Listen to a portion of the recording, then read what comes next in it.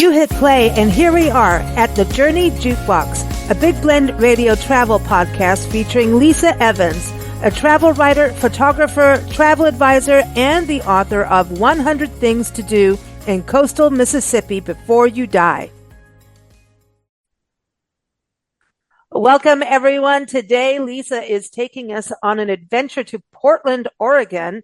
This is our Journey Jukebox show that we have with Lisa Evans, travel writer and author of 100 Things to Do Before You Die in Coastal Mississippi, or 100 Things to Do in Coastal Mississippi Before You Die, because you may not want to die in Coastal Mississippi, but, that sounds good, right? That's all about grammar. Isn't that the funny thing when we write that sometimes we have to go, oops, we better change those words around.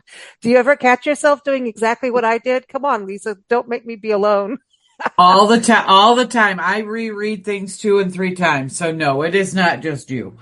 When you proofread, well, we get to the point where we start proofreading, because look, you've got all these AI things out there, right? Which is all great, but not. You've got to be careful of those too. So our way of proofreading around here, especially when we do the digital magazines with full articles and everything, is we read in a British accent or Scottish or Irish accent. And since it's March, I think everything will be Irish. And that way it slows you down. And then you realize exactly what I just did. But anyway, today you're going to Portland. And this is so cool because, you love music. You live in coastal Mississippi, which is amazing in regards to music, especially the blues. But you went up to Portland, which is an iconic. It's like Portland and Seattle held hands in the grunge era, but also music that came before the grunge time frame of music. So, did you get into the music side of things when you got there?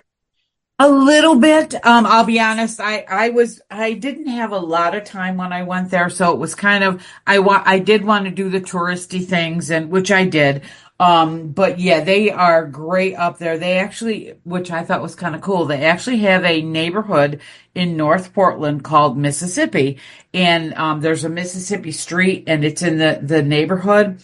And there's all kinds of really cool live music bars and clubs and things like that. And they have a really cool, Mississippi Records, which is like a think old time record store with, it's an independent, you can get vinyl from, that was really cool. I mean, like I said, I didn't stay for the music because I was doing 85 different things, but just so I could say, went to Mississippi and Portland kind of thing. But Mississippi Records it's really a cool spot. If you're into old vinyl records and old music and, they have a listening area, it's really kind of cool. That is cool, man. I love that you found another Mississippi, Yep, in Portland of all places. Yeah. And so Mississippi Studios, you've got Mississippi Records, and everyone, as we do on every episode here with Lisa, we have our Journey Jukebox music playlist, and every, episode we add more songs to it. We've got all kinds of people on there right now. We've done the Bahamas, we've got Mississippi in there, and now we get to add in some Oregon music. And boy, you found quite a good playlist of, I didn't know about Paul Revere and the Raiders being out there. I honestly, neither did I until I did a search. I was like, well, cool. Because I mean, everybody knows that, like you said, the Seattle grunge. And plus, before grunge, you've got Heart, which is, one of my favorites. Oh, yeah. And they're from that area, Ann and Nancy Wilson. So it's really, in the grunge period, I'm not going to lie, I wasn't a huge fan of the grunge age, but, music is music, but still. But yeah, it's really interesting to see, and to realize when you do Google, it's kind of like Lenny Kravitz last month. You don't really know who's from where until you do some research, which was kind of cool. Yeah, because you found Robert Cray. Oh, come on. Yeah. Man. Oh, and I love Robert Cray. Me too. I'm excited about this. I love the playlist, and everyone, the links to the music playlist is in the episode notes. So are articles, links to articles that Lisa has done, and also links to the places she's talking about on the show today. So you got Curtis Salgado. So now, he's a local. Find. Yeah, he's a local. Yep. But, and I listened, again, not mainstream, but, in my research, I listened to a few of his songs and I was like, okay, I could do this. This is pretty cool. And so, but Curtis was, you'd sent me an email saying that he was like the inspiration behind the Blues Brothers, Yeah, Belushi. yeah. Again, it's amazing what you find when you actually do some research. But yeah, I thought that was pretty cool because, anybody that, is into John Belushi and the Blues Brothers. I mean, I can't tell you how many times I watched the Blues Brothers. It was so cool. But yeah, he was the inspiration behind it, the real life inspiration. I thought that was really neat. You know, going the Blues Brothers and the Belushis. Of course, there's SNL too that did a lot of that with, Mm-hmm. the 50th anniversary that just happened. They did some stuff in Yes. that. I'm still watching it. We haven't finished, so don't tell. No, I'm just kidding. But I love SNL. I don't care. It's just like, everyone's like, oh, well, only this time and only that era. And I'm like, you know what? It's funny. I mean, the music part of SNL is fantastic. So, but going back to the Belushis, for us, the Belushis used to hang out in Julian up in the mountains in San Diego, which is where we used to live when we started the magazine. Yeah, Oh, 28 years nice. ago. Yeah, yeah. So that was a big history, was the Belushi brothers hanging out in that town. And Yeah, like I yeah. said, that movie to me is iconic. I mean, you just can't not know the Blues Brothers. Oh, and Aretha, you got to think, Yeah. she comes out and don't mess with her, man. She's the queen. You don't do that. But so a Nope. lot of music ties, but you did Yep. Powell bookstores. That's one of our favorite places, and they have a music room in there in Powell Yes. bookstores. So, you got to go there. I did. And honestly, I mean, it was absolute. I love to read. I love books. This literally, I think it was overwhelming. It is an entire city block. I don't know if it's 2 or 3 stories. I didn't even make it up that far. I just did the ground floor and it literally was information overload. They have so many books and there's so many people that go in that store. I mean, I ended up buying, I don't know, 3 or 4 books or whatever, and things that you never in a million years thought you could ever find anywhere, you could find there. It's an experience. It's not, everybody, oh, I want to go to the bookstore and they go to the bookstore and that's that. But I'll tell you, this is like literally an experience. It truly was overwhelming. It is so big, but Mm. cool. Oh, what a great place to go. I mean, I think I could, if I had had the time, I probably would have spent an entire day. Well, we spent our bank account there. I can believe that. It's dangerous. We actually had a shopping cart full of books and music and things. And then we started to realize like we don't even have the room, and I love that they also have a wonderful program for bringing in used books, and which is great, Yep. so that books Yes. don't get forgotten. I love books that keep recycling. So it's like, 10 people may read the same book, Mm-hmm.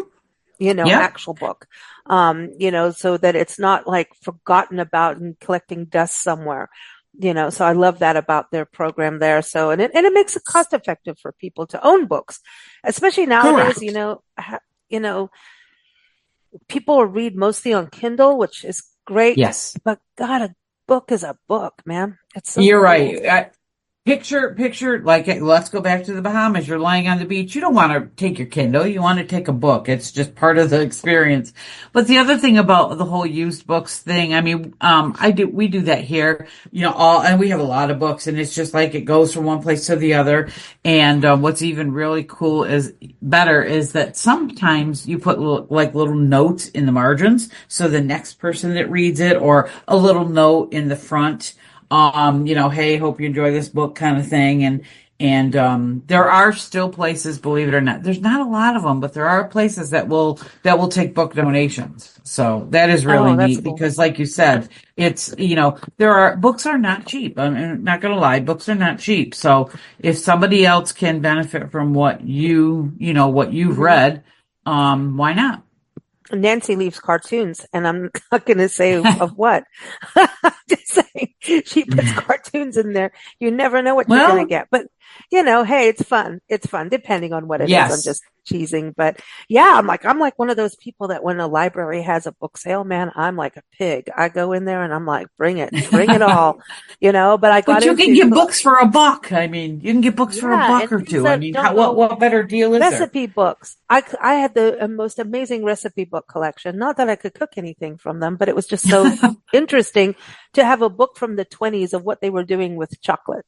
in the 20s, Oh like yeah, how that they would did be it. cool. Things like that. I got into collecting really older books and botanical books, like botanical drawings and that kind of natural illustration. Because as much Hmm. as I love photography and photographers, there's something about illustrations when they're done really well that are better than photography sometimes in identifying species of things. That sometimes Hmm. it's just, I don't know. But anyway, and I just think that it's a cool art form. But that is cool that you went to Powell's. What time of Yes. year did you go? Because I'm looking at the photos. I went It looks beautiful. in like the springtime, and I'll tell you what, Yeah. I was very lucky. Like the days that I was able to go, be a tourist and do sightseeing and do touristy things. The days were always beautiful. I mean, it was like probably set 60s, high 60s, low 70s in the, with lots of sun. Obviously Portland, Seattle, that whole Pacific Northwest, they're very known for the rainy and the drearies. And, I had been to Portland prior and that was in the summertime. So spring and summer are beautiful out there. Yeah, you do have to deal with the rain, but if you can, but people out there, it doesn't bother them. They're so used to it. So, oh, it might rain today. Everybody carries like a, umbrella with them. It's like part of their it's like carrying your purse. It's like, oh, you got an umbrella with you just in case, because they get pop-up showers and everything. But the times I have been there, the weather has been very, very nice. It was enjoyable for me. Like I said, I know there are plenty of times during the year that is not the case. So, I mean, I have a friend that lives out in the Pacific Northwest. He actually lives in Vancouver, which is, a stone's throw from Portland. So, I Mm. hear laments of weather with that as well, oh, it's rained for 20 days in a row or something like that. So it's anywhere that you go. Nobody has perfect weather, or if there is, I haven't heard of it yet, but it is what Yeah, it yeah. is. And you pick your poison. Well, we've done a lot of travel through the area, Seattle, all of that, and gone through, I mean, that time frame, when it is really cold and dreary and rainy. Mhm. And then once the sun starts coming up, you realize just how important that rain is, right? And, Yes.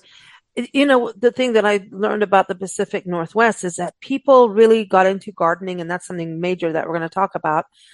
In fact, I think this has to air on our garden gossip show too, because we're talking about roses and all of that, right? Oh Um, God, yes.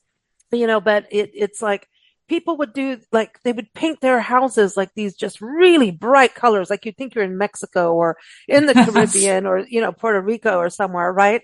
Like so bright and vibrant. And I'm like, man, someone's like, but then I went, oh yeah, that really helps when it's really, dreary. Because Nancy and I went through Correct. it and we were not used to, we're sunshine girls. Like we don't understand like rain all the time. Even when we lived in England, we're like, what are we doing? But when the sun comes out, and we went in spring as well, it was end of February, the first time, I think February, March, we went to Salem, Oregon to see some friends, and they took us to Portland and everything. And the roses weren't quite ready, and the iris. Salem is known for iris. That is like the top Mm. producer of iris in the country, if not the world. Salem, Oregon, just down the road Hmm. or up the road. I can't remember. Yeah, Portland's up. Yeah, I don't know. Can't remember. But yeah, we were just in Portland too. I got a good friend there too. There's lots of friends in Portland, but it is Yep. such a beautiful city. And when the sun comes out and the Oh, mountain views of snow and you see flowers, it is magical. And we drove all around and there's so many different neighborhoods and yes. areas, especially in the downtown region. And the history is so rich in Portland. You've got to think about it, and the last time we went there, well, not the last time, we were just there actually. Um, One of the times we went there, yeah, it was more summery, I think. And we were doing a garden expo, actually a plant expo. We were Hmm. at a flower expo there, and we were right in the heart of the downtown where we stayed. And it was like you could walk here, walk there. Some of the most like culturally diverse is what I've experienced Yes. there, and in food. Did you feel that too when you were there? Like all the I did. neighborhoods and The culture is very different. It's very welcoming, I guess is the phrase. I mean, You have people from everywhere, and you could be dressed, it really doesn't matter, everybody's friendly, even to, people from the Northeast or other parts of the world. But, it's really, I didn't meet one rude person. Everybody was welcoming and friendly. And it definitely is a different culture. It's like young business people, but of course, there is, it's no secret. Portland has some unsheltered homeless people. And, Hmm. but they have done a lot from what I understand, from what my friend told me, they have done a great deal in the last couple of years to try and address that issue. I mean, and it's obvious, you can see it, but even down by Powell's, that was kind of getting to, it was close, but I didn't feel threatened by anybody. It was just, it is what it is. It's homelessness, and that the city is trying to address it in a manner of ways. And so I mean, if and you're open and you're not like rude to them or whatever, it is a very liberal city. I'm not going to lie that either. It is very liberal. So people pretty much, do whatever they feel like, but I didn't experience one rude person. It was lovely. I'd go back again. It's a beautiful city. As you said, the mountains, the greens, the colors, the flowers, the trees. It's just absolutely beautiful. Mm. I mean, when you're staring off you're like about hundreds of miles away and you're staring off at Mount Hood, it's just beautiful. It literally, the views, because of course it's all hilly and, obviously it's all, hilly and high altitude, and, the views are phenomenal. Wherever you go, the pretty much, unless you're like downtown, which still is very urban and open and, trendy, I guess is the phrase. And then when you get on the outskirts and you're going to the peripheral places, like some of the places that I visited, the scenery is just absolutely phenomenal. I mean, And we've you got the can't beat river. it. You've got the river Yes. Oh, the too. river's beautiful. The river's beautiful. And I mean, I need to go back because there's so many cool things I didn't get to on the river. And just an experience, they had a boat cruise that I didn't get to go on, which of course I want to do that. And then, of course, and I can't pronounce it, and I apologize. I think it's called Malmuth or something of that, the falls that are outside of Portland, maybe like 30 minutes outside of Portland. Hmm. I would, Famous. I Hmm. did see them, whatever I was there last, I don't know, probably 15 years ago or something.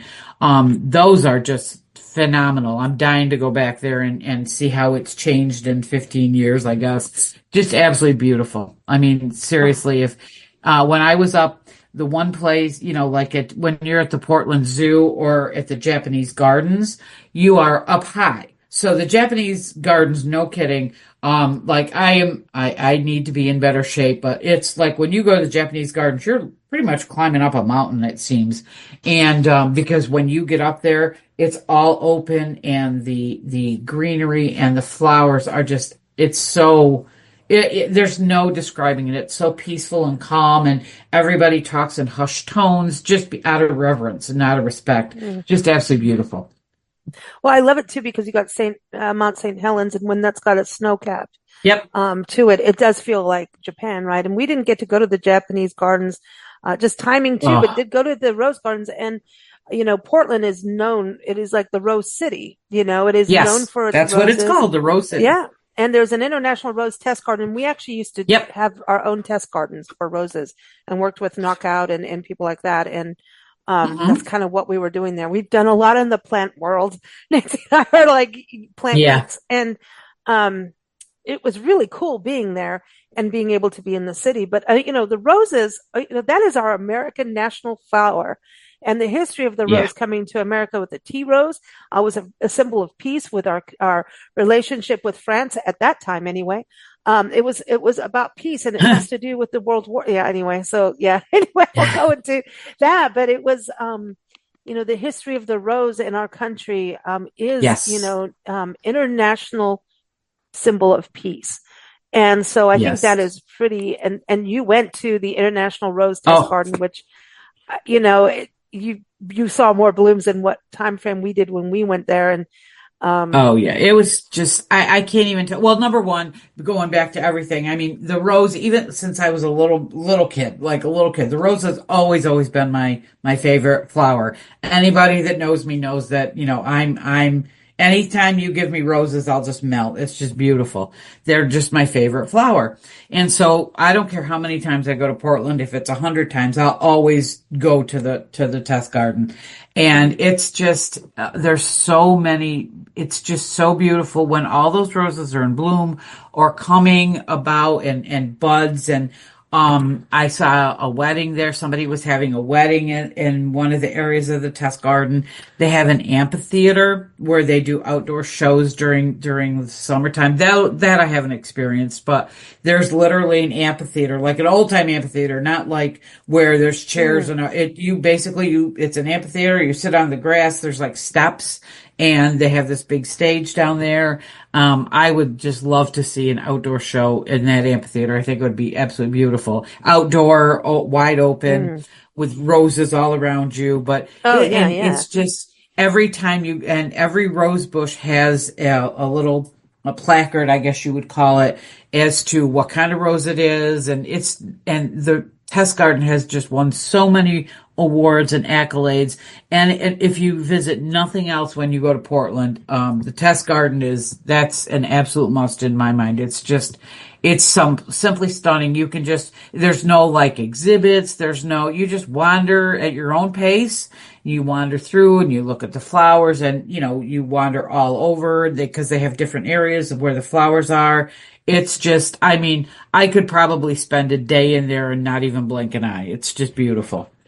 I'm with you on that. And the roses to me, the gardens, and then you've got the Japanese garden that you went to. The Hmm. Japanese gardens, oh, Japanese gardens are that calm, just relaxed, Yes. place to go. But you also did the Grotto, which is Oh, something I didn't know. So I this is tell you what. also kind of like a quiet garden.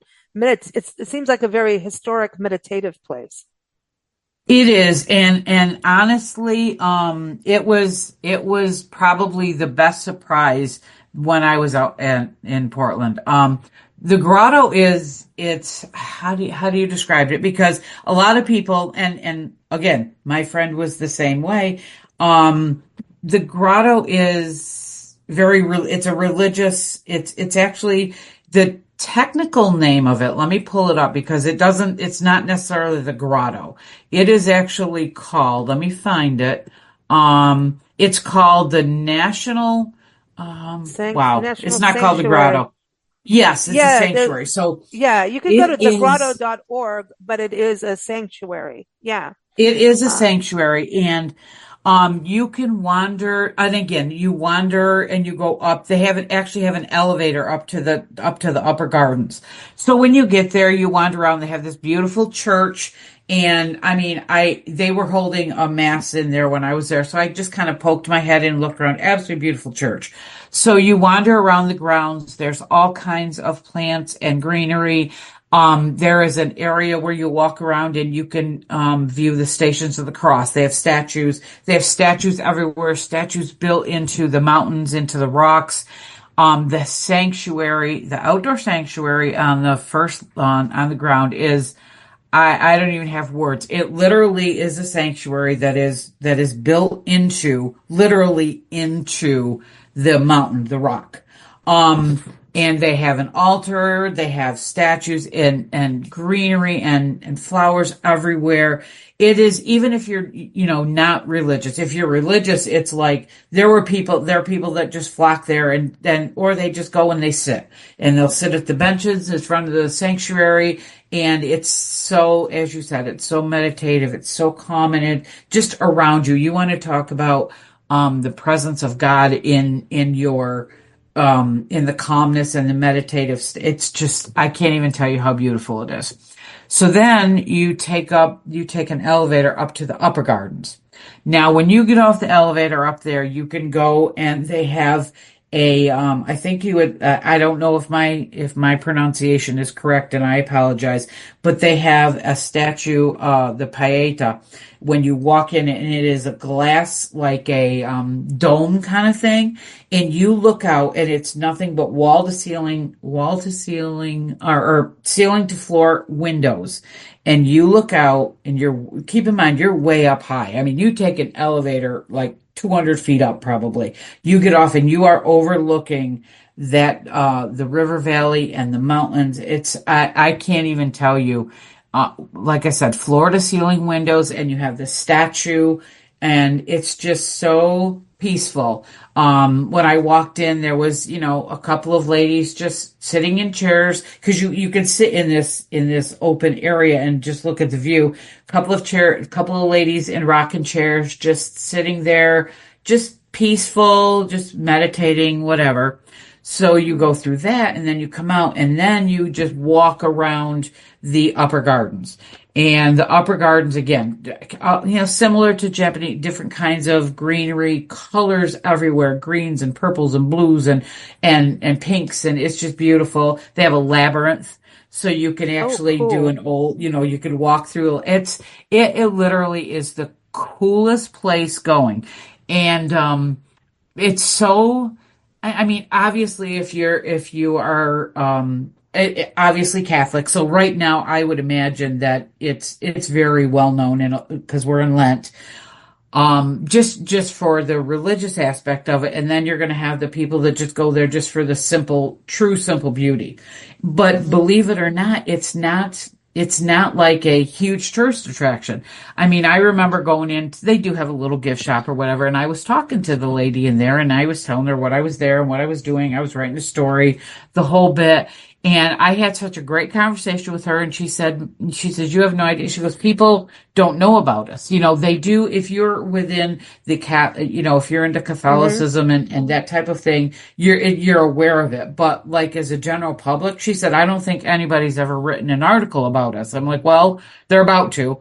I Yeah. just literally, it truly was, just such a surprise. I'm not sure what I was expecting when I went there, but it wasn't what I got. And it was just absolutely fabulous. Now, again, my friend who lives in Vancouver, which is right near Portland, had never even heard of it. And he's lived out there, I can't even tell you how many years, probably 25 years. Never even heard of the place or heard of it and was like, it's a religious thing. I'm not going to go. Oh, that's a good Everybody point. thinks Yeah. Everybody thinks of it as a church. And yes, it is a church. They have a huge church. It's a beautiful church. They do masses. The sanctuary, of course, they do masses every week. So yes, it is that, but it's so much more. Well, I go to And missions again, all over, like in California, Arizona, we have missions. Texas has missions. And, I may not be Catholic, but I appreciate the tranquility, the meditation oh, space, or just silence, right? yes, And there's a respect for that. It's just, the life is so crazy. And Portland's a city. So when you're in a city, you need yes, to get to a spot where, it's quiet. I mean, I remember downtown Portland, there was this market, the weekend market where it's like a massive, like everyone goes there for the weekend and there's bands playing and all that. So you need to have that, that alternative space for breathing, oh, absolutely. relaxation, and most of it, like I go to Swami gardens and meditation gardens, and that's more on the Buddhist and Hindu side of things, depending, right? So don't get mad at me on having all the wrong stuff there, but it's more on the Eastern side of spirituality, right? And I appreciate a It's little bit of it all. I And just that's just it. yeah. You don't have to be Catholic and that is the locals, I'll say. The local premise is you got to be Catholic or whatever. And you don't. It's literally open to everybody. I saw all walks of life. And where the Japanese garden, as beautiful as it is, that's of course very, very well known. Everybody knows about the Portland Japanese Garden. If that's one of like along with the Rose Garden, the Japanese because they're literally right across the street from each other. So that's kind Mm. of like everybody's heard about them. Well, I'll tell you what, this place is probably it's a lot smaller, but it's probably as beautiful and as calm and just as meditative as the Japanese gardens. And it's like, it's not well known unless you're within the religious, a deeply religious, Yeah, yeah. family or whatever. But I tell you what, if I lived in Portland, I'd spend probably more time at the Grotto than I would at the Japanese garden. It's just so peaceful. It's not nearly as busy with as many people. There's plenty of people there, don't get me wrong, but it's not as busy as the Japanese garden, but it's just as beautiful and the views are just stunning. I can't even, it literally blew my mind. I was like, how is this not literally on the top places to visit in Portland? But Mm. apparently it's not. And I can tell you that when I go back, I'll always go to the Rose Garden and I will always go to the Grotto as well. I It's love it just when so you find these beautiful. treasures, these hidden treasures, especially in a Hmm. city. And I think this is such a good point about when you, to step outside our own religious and spiritual beliefs. And it's really good to do. I mean, I've gone to many mosques and they're beautiful and peaceful too. I mean, I look at the Hmm. architecture, the detail, the thought that goes behind. Whenever you go to a religious sanctuary or a spiritual sanctuary, people toiled on what was planted where, how the buildings were placed and built. There was, look at our furniture from way back when to what we have now, right? Night and day difference. Right. But these spiritual sanctuaries are often, hand done. It's a labor of love and dedication. And so it's like gospel music, man. It's just incredible. I don't care, Yes. There you if go. it's white or black. You listen to gospel music, man. They're sending it home. They're giving Yeah. everything they have in their body and soul to really communicate and connect. And so you can't beat Hmm. that stuff. That's just my own personal opinion. But when you travel, I think it's always good to step outside our comfort zone. And maybe you'll learn something. And part of travel is about, I hate the word tolerance. I really, because it's like, oh, I'm tolerating you. That's Yeah. horrible. I like the word of, connecting in ways that you may not. Understanding. Understanding. Yes. understanding Thank you. understanding Ooh, that the way beautiful. understanding that your way and your way of thought is literally Yeah. not the only one. There, Yeah. everybody, and it doesn't make you bad or different. It just makes you different. It doesn't make you bad. And Yeah. if you have an open mind and you're willing to talk to people, like I said, I had a great conversation with the lady that she was probably the only staff member, and she was probably a volunteer. She probably wasn't even a staff, to be honest with you. But what a great conversation. I'll bet I spent 20 minutes talking to her about the different I mean, she was very much into it, very proud that she was involved in it. And just, she was telling me all the different things. It was really cool. And again, I'm not Catholic either. My children were raised Catholic, but I am not Catholic. Mm, But that doesn't mean that I can't go and explore and understand and just be enthralled by the beauty of this place. And I'm telling you, this outdoor sanctuary carved into this mountain is like, I think my mouth dropped when I saw it. I was like, it's just, and then when you look up, because obviously you're looking at the sanctuary, and when you look up, the upper gardens are above the sanctuary, and there's this huge statue, a huge cross at the top of the sanctuary, which is in the upper gardens. And you see all the vines and the greenery growing, and it's growing mm, up or down, whichever, well, depending on the species, I guess. It is just, it's undescribable. It's just simply beautiful. I love it. And everyone, the name is the National Sanctuary of Our Sorrowful Mother. And it's the Yes. grotto. So I've got that link in there for you. I know that's a big one. So, you've done the Mississippi Studios, Mississippi Records, all connected, Powell's, which we talked about as well. Hmm. So the other Portland Japanese Garden, and of course, the actual International Rose Test Garden. So these Yep. are all garden areas, peaceful areas. But I want to touch on also the Pittock. She went to the Yes. Pittock man. Now we can The get British, Pittock right? Mansion. And by the way, it And, is and we're recording this on St. Patrick's Day, so we could go Irish if we want. But no, the Pittock. I would say Pittock. But the Pittock Mansion, this Yes. is like a historic, it's on the registry, Oh, the National Registry, right? yes, it's on the National Registry of Historic Places. And again, you and I both, you know my love for history and old buildings and old. I'm always Hmm. trying to find something. Well, this and again, all these places we're talking about, they were kind of close by, other than the Grotto. The Grotto was a little ways away, but they were all in up near Washington Park, which is this big, huge city park with all kinds of things. The zoo, and by the way, you have to go to the Oregon Zoo. We'll get to that too. But Pittock Mansion is up there, and it's this stately old house that is again, it's a historic house, and I could have probably spent hours and hours and hours in there.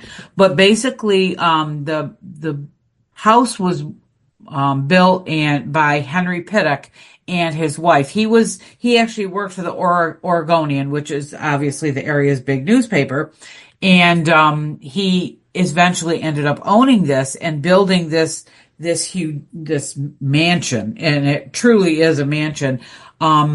And again, the views. Oh, I mean, you're way up on top. And I think one of the photos that'll be, somewhere in the podcast is literally you're at the top and you're just looking out over the city of Portland, and the views are just incredible. There's people that they'll bring their lunch, like, cause you can buy, like if you're a local, you can buy like season passes or whatever, which means you can go in and out whenever you want.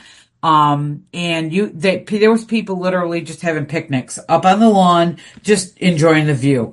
And then of course you go back and forth, if you want to tour the house, they have a gatehouse, and it's just a cool estate. You walk around again, flowers and trees and bushes and everything everywhere. The house is just beautiful. You can tour the house. You can tour the gatehouse.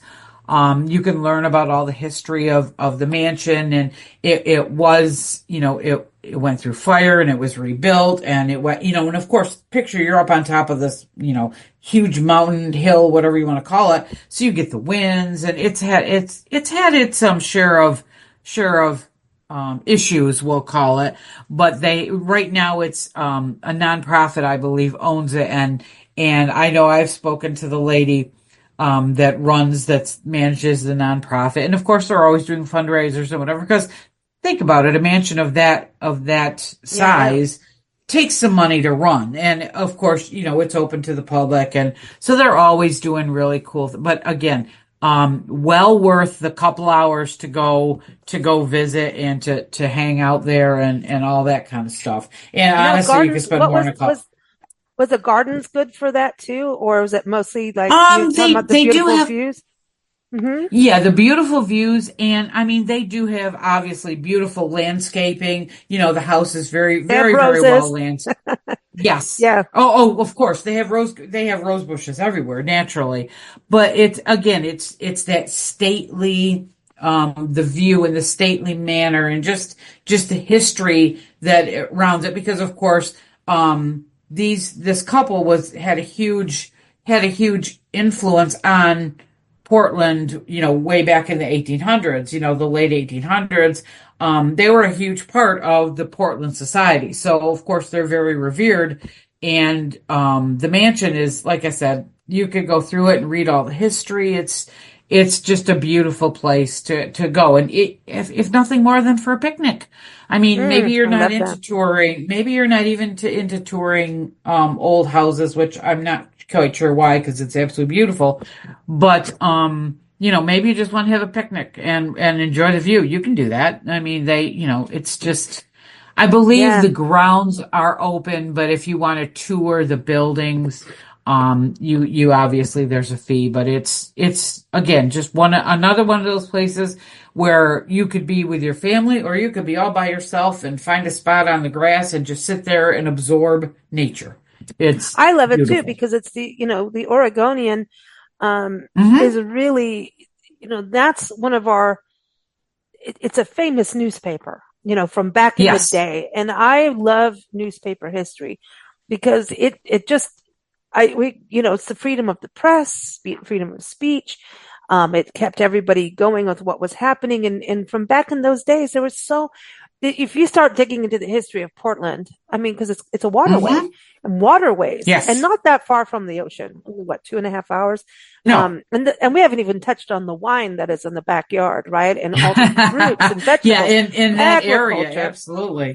and lumber. I mean, this was a thoroughway. I mean, obviously you've got Interstate 5 now, but I mean, Hmm. back in the day, what was going down in Portland, man, this was part of the West. It was part of the settling of the Yeah. Pacific Northwest.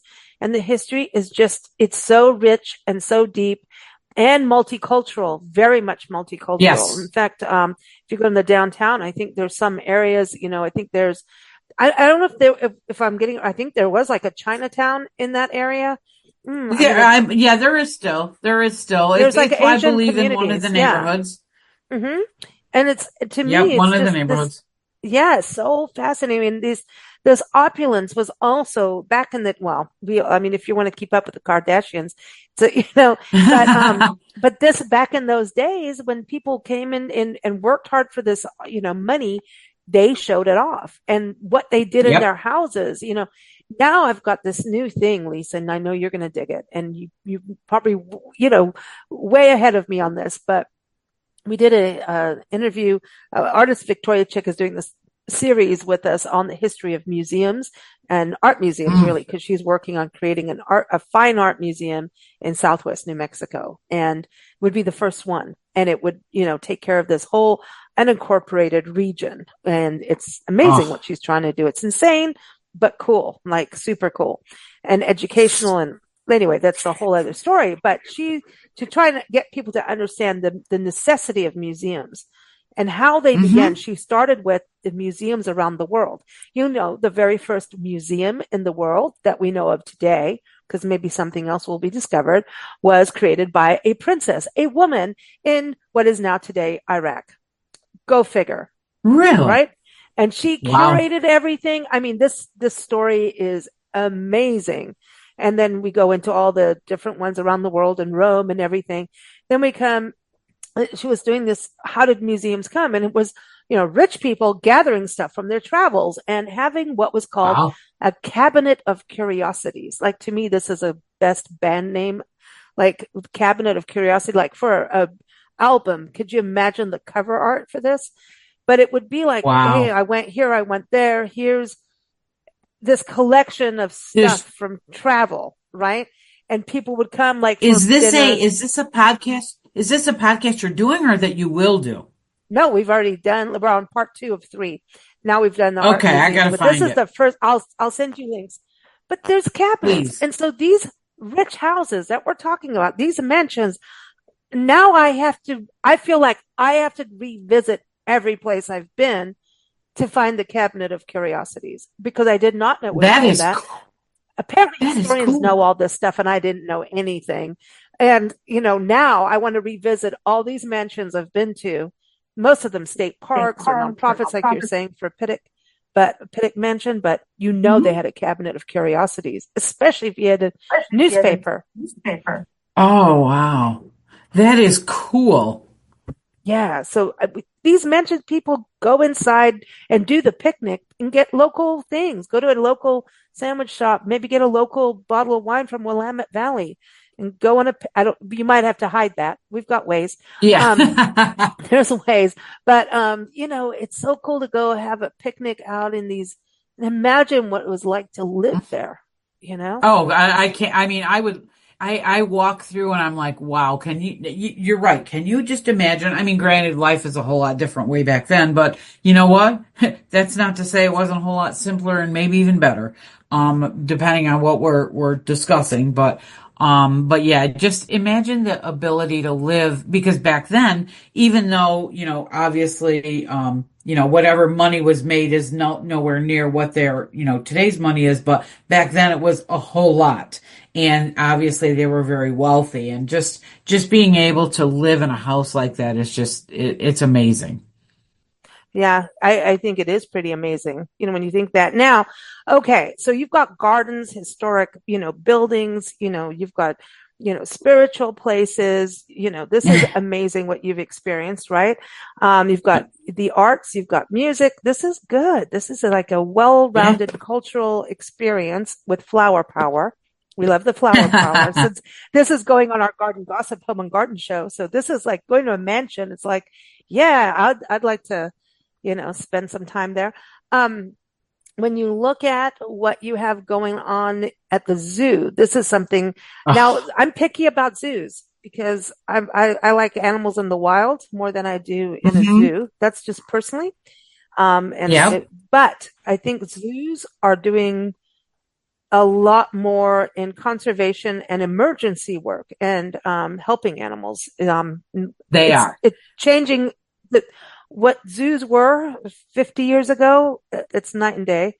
So I always Yeah. keep an eye on it. And so I wanted to ask you what you thought of that with the zoo in Oregon. And do they also have gardens? Because, it's keeping in the garden theme, I always like zoos always have some kind of garden thing going on too with their landscaping. Well, they have plenty of landscape, incorporating the general area, but mostly it's about the animals. And you know what? I didn't get any sense of any of these animals being distressed or anything. And to be honest, and I'll be honest, I don't know all the details, but I do know when I was there, I learned that they have one of the largest and most well-known and highly acclaimed elephant exhibits, which is, I mean, Okay. the elephant exhibit takes over, I'll bet, I mean, I don't know the exact footage, but I'll bet it's half the zoo. It's huge. And they have so That's many cool. elephants there, babies and adults, and it's really cool because they have literally this wide open area. Obviously it's not nearly like the true wild habitat, but for obviously they're there and they've been raising, they've had elephants that have been born at the zoo. Their claim to fame really is their elephant exhibit, and it's pretty impressive, I'm not gonna lie. I will say one of my favorites though is when I was there, they had a baby orangutan. And this little guy was the cutest little thing. He just was so playful. And of course, there's all these people watching him, and he'd come over and he'd like tap on the glass, and you could just tell he was going to have one of those personalities, and then mama was there. And so he'd come over and he'd, hang out with all of us at the window, and then he'd run back to mom and he'd climb all over mom. And anybody that's got kids realizes, yep, I've been there, done that kind of thing. But and the look in her eye was priceless. She'd be like, "Oh, go play." So, you could almost hear her thinking like, "Go play with your little friends in the glass." And then he'd come over and he'd, wave it. It was just the cutest thing. And I think they said he wasn't very old. I can't remember the age, but he was just the cutest little dude. And, he was, of course, we got all these people looking at you through the glass, and he was like curious.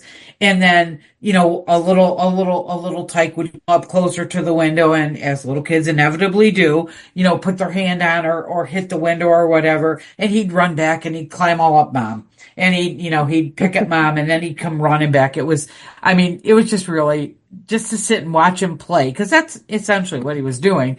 He was just pretty much playing with us. But Cute. they have all these really nice. They have giraffes, they got eagles, they got seals, just different areas. And I mean, it's not a huge zoo, but it's not by any means. It's not a teeny tiny little zoo either. The cheetah was really, I think he was Mm, sleeping. It was just like, oh, go away.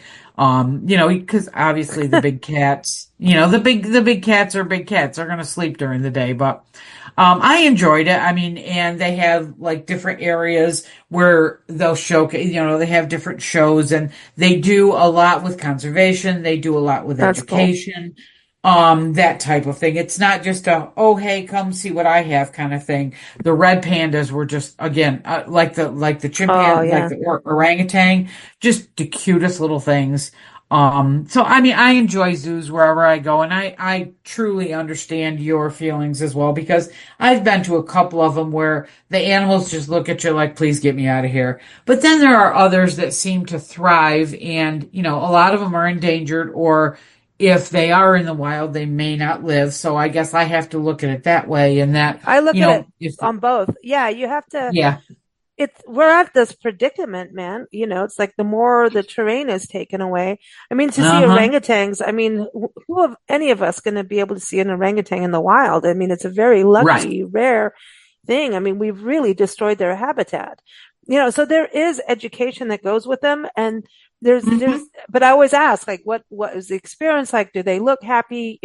What are they doing for conservation? And when you go on the Oregon Zoo website, the first thing they talk about is conservation at the very beginning. correct, It's right on the homepage. This is what we're about, and quite frankly, you're not going to get away with being a bad zoo in Portland. They'll take right. the city itself will tell them where to go. Oh yeah, they'll take you right Yeah, apart. But so and like I yeah, said, the fact that their elephant exhibit is literally, it's like it's very well known. And not, cause, and they have expanded it. Like, I want to say they, either took away some exhibits or they bought more land so that elephants could have more mm, space to roam. I mm. mean, there was anything from babies to mid-sized elephants to the older aging adults. And I thought that was a very good exhibit. And again, you walk through, they have a whole building where you can walk through and you can read about, how it came to be and the elephants that are near, and they're all named, and they can tell you, their history and what they do. And like when one of them passes, they have a memorial for the elephant. So their elephant exhibit is very well known. Very cool. So you did a little bit of everything. Now, I did did. you enjoy the food in Portland? Because everything we had was outstanding. Like, just, I don't know, Yes. everything was quality. Just everything is I don't know, it's like real food there, you Yeah. know? It was very good. I mean, I think I had some seafood. And of course, wherever I go, I have to try the pizza. Pizza is never going to rival, Northeast pizza. It is what it is. That's just my personal opinion. I'm a pizza critic anyway. So, but the seafood was phenomenal. I Mm, had, steaks. I had seafood actually multiple times because it was so good the first time. So then the next time I would have a different variation. And even in what I'll call, a chain restaurant. And I forget the name of the restaurant, to be perfectly honest with you, but it was right on the river and it was on the Vancouver, over more closer to Vancouver. So it was kind of on the other side of the river of Portland.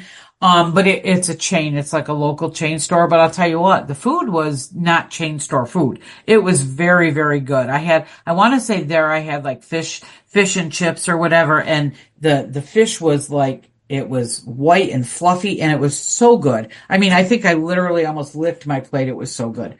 And then another wow. place I think I had shrimp and that type of thing. So seafood is obviously a biggie. I had a steak at one of them. Burgers, I had a great burger. So yeah, I had a good time with the food. I didn't Yeah, me try, too. I'm not real big on, like, they have a lot of Asian variations as well because obviously of their Hmm. locale, and they have a big Asian, influence over there too. And, I didn't go to an Asian restaurant. I like what I like as far as the Asian food. I'm a little hesitant to try new things. I'm definitely not a sushi eater. I admit I'm not sushi at all. But the food that I had in Portland was very well done. And of course, they have a lot of brew pubs. Wine bars and brew pubs and that type of thing, which is, really cool as well. Yeah, Nancy and I are both allergic to seafood. It's a mother-daughter Oh, thing. It really? happens. Yeah, yes. Anything to do with fish, seafood. So we're careful about Wow. anything that could, even when people say, "Oh, try the seaweed stuff," I'm like, I don't know, man. I don't want to go to the hospital. I'm not in the mood Yeah, no, for that's, that. But and honestly, I don't need to eat any more things, But I'm with you on pizza. But when we were in Portland, honestly, we did this plant expo, and we were with the plant people that propagate, and they do tissue culture plant propagation. And it was super cool oh, because we'd okay. actually hung with them at a different plant expo just like 2 months before, or something in Miami. This is right how we started our tour. And the first time, yeah. And this was like, I think the second time we went to Portland. And we were doing a podcast out there, our Garden Gossip podcast in Portland. And it was like a flower show, like the, blooming flowers and propagation. Mm-hmm. And anyway, we all went to dinner that one night, and we went to a Peruvian restaurant. And to this day, Oh, I wow. tell people, like, I look it up for them. I try and find it because there's more than one Peruvian restaurant in downtown Portland. And because, like, again, there's so many sections to Portland. I don't even know how I drove around Yes. or whatever. I don't know what I did, but we're still alive, and it's not that hard, but I'm just stupid. But anyhow, this Peruvian restaurant is one of the most memorable dining experiences in my life. And I've traveled all over the country, lived around the world. This Peruvian restaurant blew me away. Like, honest to God, one of the best experiences in my life in regards to food. And, like I'll eat anything that remotely looks like pizza. I'll eat pizza for breakfast. I'll have Hmm. cold beer and cold pizza for breakfast anytime, any day. I don't care. Even if I have a podcast, I'll still do it, and you'll probably know. But anyway, this Peruvian restaurant did like an avocado dish, right? And we had this avocado and quinoa and all of this. It was, I think it was more Oh, wow. vegetarian, and we might have had that, but it was the martini, right? This martini had passion fruit in it, which is my favorite, like passion fruit and mangoes. Because I grew up in the Oh, equator, right? So this is my yep. food. And they put it with habanero pepper, and this Oh, wow. rim had like a chili thing too. Oh, Wow, and I that's just sat there, different. and the food was fantastic, like this avocado quinoa, and they had this Peruvian band, and I'm just sitting there going, like, I can live here. I could move to Portland for this. Like, really. And at one point I really did look at moving to Portland because I love the authenticity of supporting the arts. And of course they've Yes, got and that flowers, they do. That they and do. I was like, there's breweries everywhere. There's wineries down there. There's flowers, flowers, flowers, and Uh-huh. a music scene. And when I went to that market, it's this weekend market that they have, or maybe it was just Sunday. I don't know. But we went to this market, and I mean, it's like a giant street fair, like a few hundred vendors with all arts. There were people making little gnomes out of wood, and it was like a magical thing. And then when we left and went back to California where we were living at the time, we drove down the coast. We drove through the Oh, forest that's to the coast. beautiful. And I'm like going, this is like King Arthur area. Like, there's little deer and little flowers and little mushrooms in the forest. And I'm going, oh, are you kidding Hmm. me? This is like magic. And then we did the coast, and we saw elk on the beach. I mean, we at the coast. I mean, it's just there. I mean, I think Portland I as a city has got to be one of the best places to live. Like, honestly. Yeah, I didn't go that not this particular. I didn't have the time to drive along the coast, but I was in Mm. Portland. Oh gosh, long time ago, 20 years probably, 15 to 20 years, and drove along that and it is. I mean, there are so many pull-offs that it took so long because I had to pull off in every That's what pull-off Nancy and I because did. And it was about that time frame too. The first time we went. it's just you just stand up there and you watch the water beat against these craggy, it's phenomenal. And then you go down a few miles and you have to pull off again because there's another thing that you just have to stop and look. It's just beautiful. Mm, man, it's got everything. It is. It's It got does. it. It's It's it's got a it. very nice place. It's a very nice area, I will say. Other than, again, the only thing that I think that would be kind of dreary for me is the amount of rain, the rain, and and my feelings about snow and cold. So they do get that, and they get a lot of rain, which obviously feeds into the greenery and the flowers and everything else. I get that. I do realize it's needed, but I don't know if I could go for days and days and days in dreariness and nothing but rain. Mm. That might be crazy. Yeah, no. Yeah, it's not. I just appreciate what they do to alleviate it through color and Oh, gardens yes. and flowers. But I The love the people that colored garden out houses. there. I don't think I knew that. And that's pretty cool. Yeah, depending. I mean, I'm just talking about all throughout the Pacific Northwest. People will Mm-hmm. do like a bright, you know, apple green or like bright orange or purple. And I'm like, what? And then, I remember we were somewhere in the Pacific Northwest and we were walking with some people and I said to the lady, I said, man, look at that orange house. Like, what were they thinking? And she said, I did that. And it was hers. And I'm like, oh, I used to live there and I painted it that. I said, well, you're definitely keeping us all bright and sunny, And she's like, when you live here, you have to embrace color. It Yeah, means everything. I, And I was like, yeah, because I can there's see this that. seasonal affective disorder or something. And I've actually interviewed Dr. Norman Rosenbaum. Ooh, gosh, I'm going to get in trouble. A number of times on shows. He's been on our shows for years, and he's like the guy for transcendental meditation. But he's the one who diagnosed this as seasonal affective disorder. That when you get sad, when Yep. it's so gloomy all the time, you start to get down, and it's a real deal. And for some, it's really difficult, especially if you haven't been raised through that. But like if you're in the Midwest and you're snowed in all the time, that's what cultivates good music. I'm telling you, people go, okay, I got to do something. You got to elevate the mood. So good music comes out of bad weather. That's how I look at it. And Okay. art. Yeah. Writing, all of that. You go look in the history of Portland and all that area. It's like amazing. So anyway, again, everyone, the links are in the episode notes. We've got links to Lisa's articles and some of the other destinations we talked about on the show, the gardens and everything, and the music playlist. Oh, Paul Revere and the Raiders. I'm going to be listening to that for the rest of the day, even though it's St. Patty's Day when we're recording this, Lisa. But thank you so much. Always fun. Don't forget, go to writerlisa.com.